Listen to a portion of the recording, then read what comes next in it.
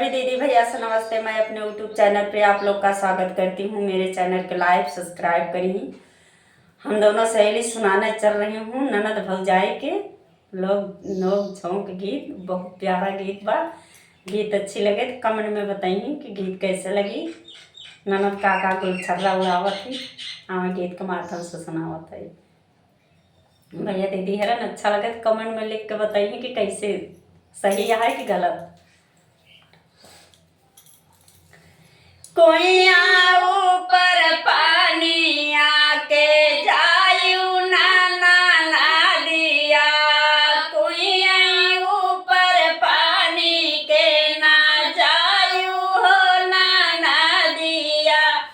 कोई ऊपर लवैया वाछो कड़वा, लवैया वाछो कड़वा